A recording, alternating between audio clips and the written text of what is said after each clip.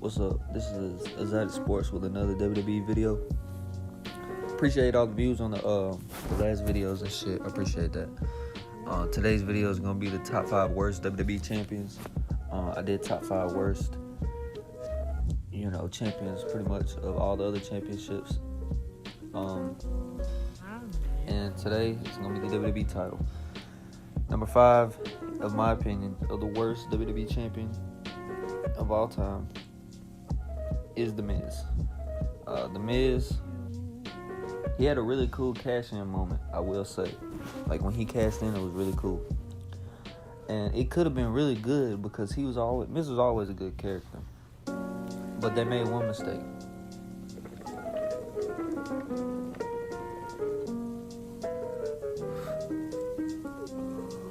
As fun as it was, he shouldn't have been feuding with Jerry Lawler. I mean, he beat Randy Orton and then cheated to beat Orton and moved right into a feud with Jerry Lawler.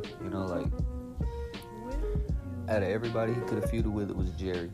And maybe at the time they didn't really have talent. I'm not really sure, but they could have found somebody. And then Miz went on to face Cena at WrestleMania, and that was more about it was more about The Rock than it was about Cena. Than it was about The Miz, because they were just building to Rock versus Cena, the year after. So he just fell into the background, even though he won the main event of WrestleMania. Nobody really remembers it for that, unfortunately. And then about a month after that, he lost it at Extreme Rules to John Cena. So, Miz though, he's number 5, so he's the greatest, worst WWE champion, at least. I guess you could say that. So number 5 on the list is The Miz.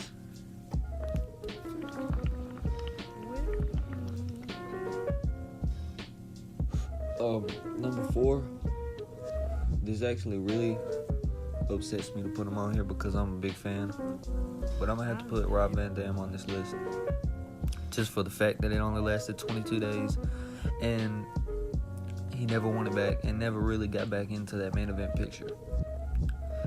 Rob Van Dam won the WWE title in 2006 when he beat John Cena at ECW One Night Stand. It was a great moment. The whole crowd was hating on Cena and they wanted to see Van Dam win, and that's exactly what happened when Edge speared Cena through a table. Rob Van Dam became WWE champion.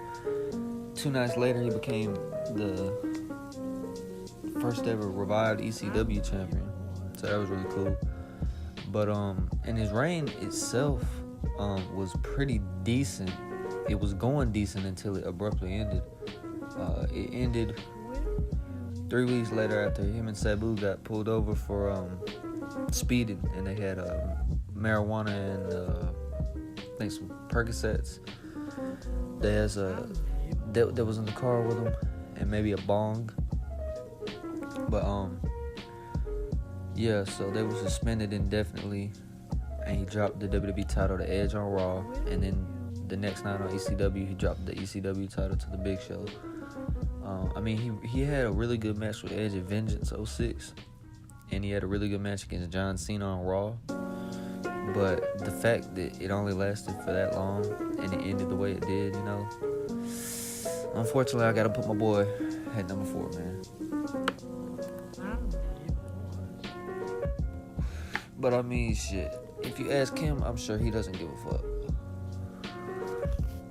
Number 3, I'm gonna go Alberto Del Rio.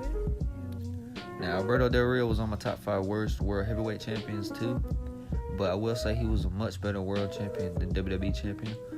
But in that regard, that's not really saying that much. Alberto was a 2-time WWE champion. He first won it in 2011 when he cashed in Money in the Bank on CM Punk at SummerSlam. He held it for a month. I don't know why he dropped it to John Cena. Well, he dropped it to Cena. Cena held it for 2 weeks, and he lost it to Del Rio at Hell in a Cell. Del Rio,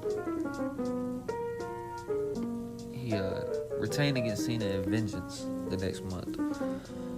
But then in November, he lost it to CM Punk at Survivor Series. So, and he got his rematch next month at TLC in a triple threat with The Miz TLC match against Punk.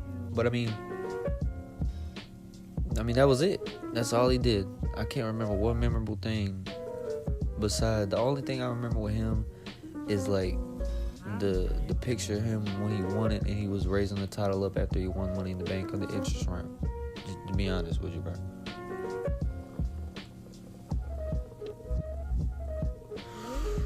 Alberto was a pretty bad WWE champion in my opinion. Really good wrestler, just a bad champion. Alberto Del Rio, number 3. Number 2 on this list is Kane. Kane won the WWE Championship one time, 1998. He beat Stone Cold Steve Austin at King of the Ring, and he lost it the very next night back to Stone Cold.